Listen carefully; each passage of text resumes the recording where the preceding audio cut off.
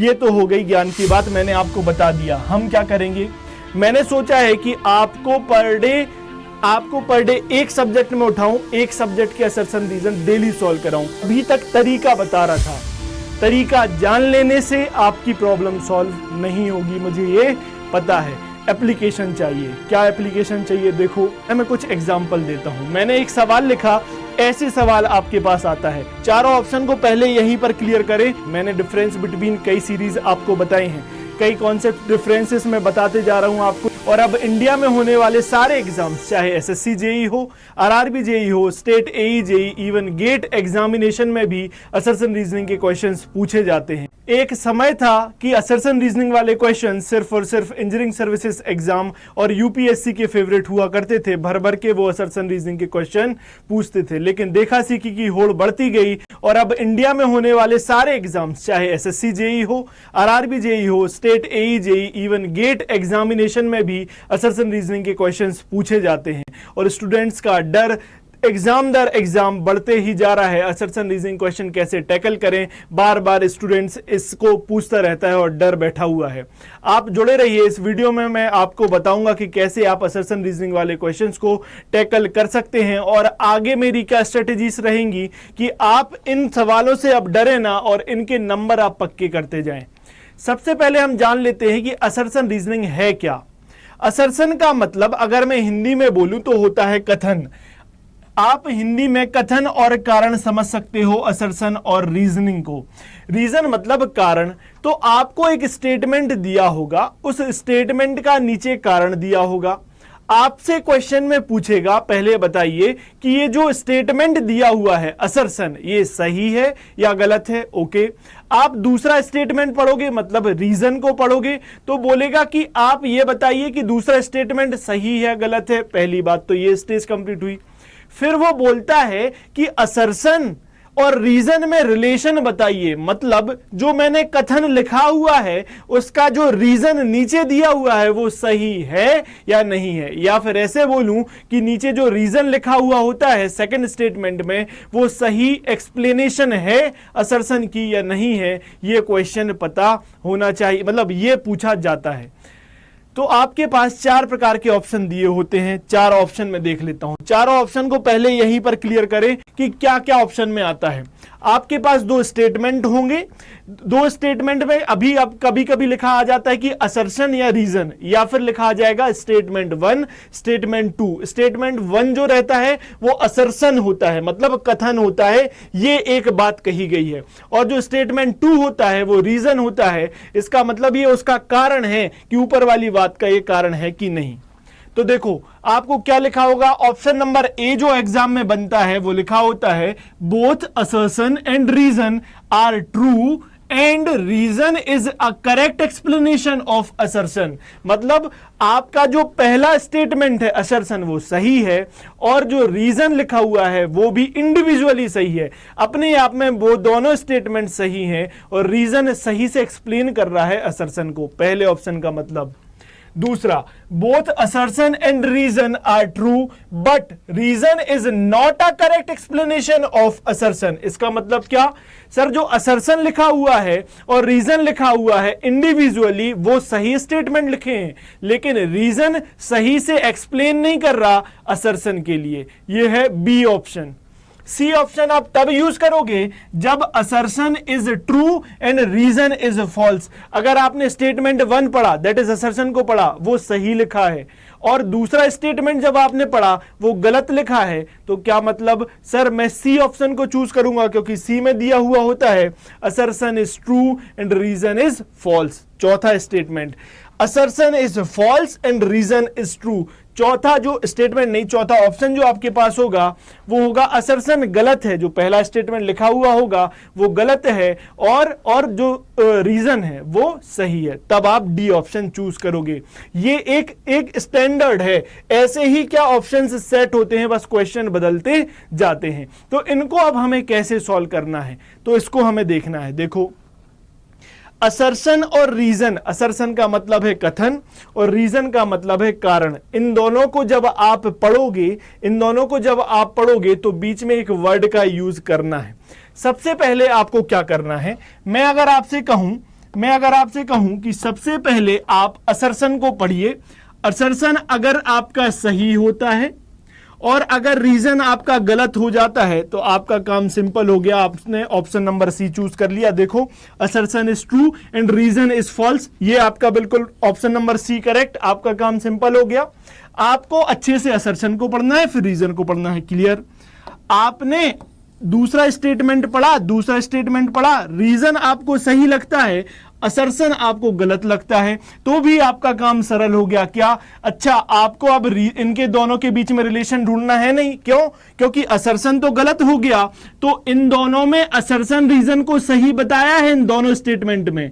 बस पहले स्टेटमेंट में यह है कि रीजन सही एक्सप्लेनेशन है, दूसरे स्टेटमेंट में यह है या दूसरे ऑप्शन में यह है कि रीजन सही एक्सप्लेनेशन नहीं है। ये बस अंतर है, लेकिन दोनों में दोनों असर्शन और रीजन को सही बोला है दोनों ऑप्शंस में। एक भी अगर गलत हो जाता है तो आपके पास सी और डी ऑप्शन खुले हैं। क्या? तो आप तुरंत, अगर रीजन अगर सही हो गया, असर्शन गलत हो गया, तो आप बोल दोगे सर डी क्या हो जाएगा? ऑप्शन हो जाएगा। एक भी स्टेटमेंट गलत हुआ तो आपके दोनों स्टेटमेंट खुले हैं, आपको दिमाग ही नहीं लगाना है। दिक्कत कब आती है? दिक्कत जब आती है सर असर्शन यानी स्टेटमेंट 1 और रीजन मतलब स्टेटमेंट 2 दोनों अगर सही हैं, तब आपको रिलेशन ढूंढना होगा दोनों स्टेटमेंट के बीच में। तो रिलेशन कैसे ढूंढेंगे? उसको ढूंढने के लिए एक ट्रिक मैं आपको बताता हूं। क्या?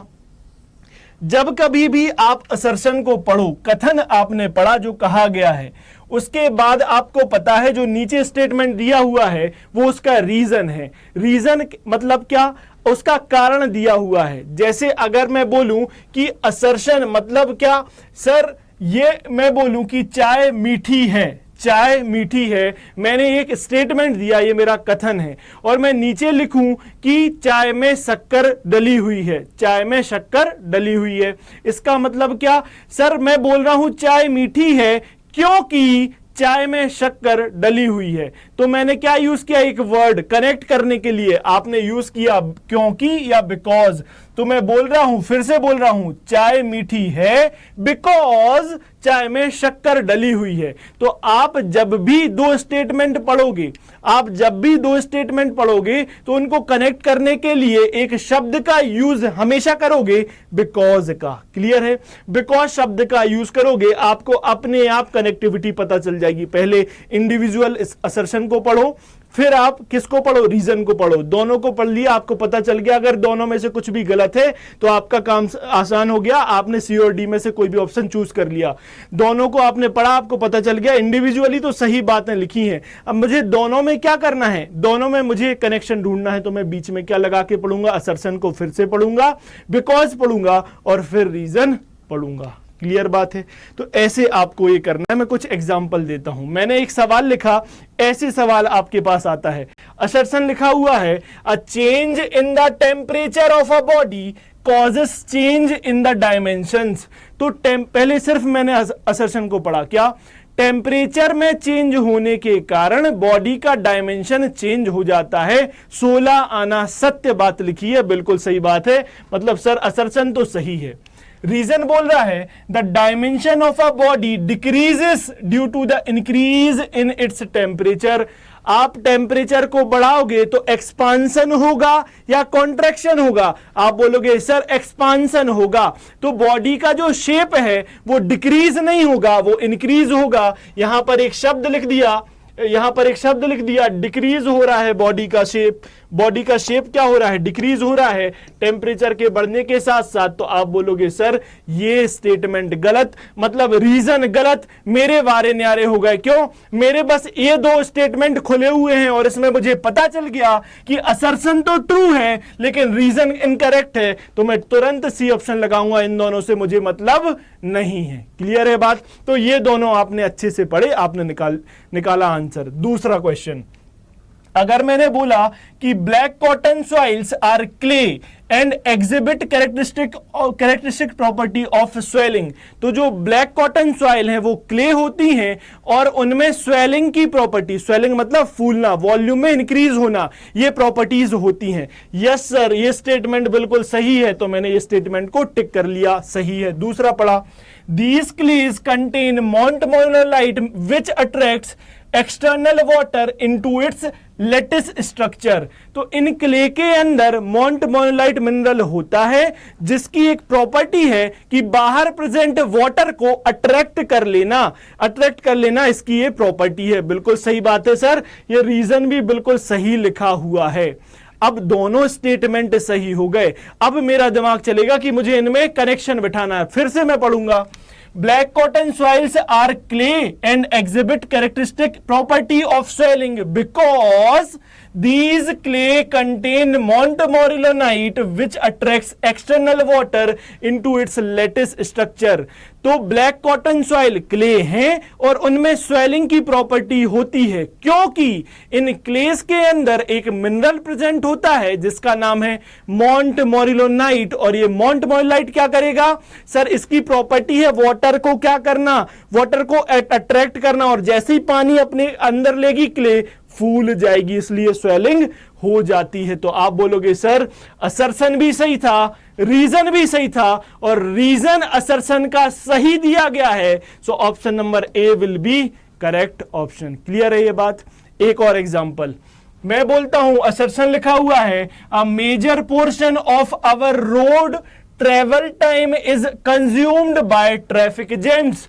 जो रोड का ट्रेवल टाइम है उसका मेजर पोर्शन ट्रैफिक जैम वाले लोग क्या कर देते हैं, दबा लेते हैं। बिल्कुल सही बात है, यस।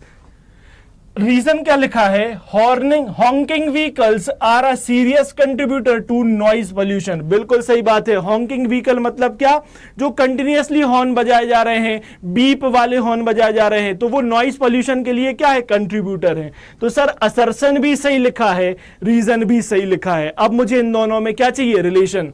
तो अब major portion of our road travel time is consumed by traffic jams because honking vehicles are a serious contributor to noise pollution।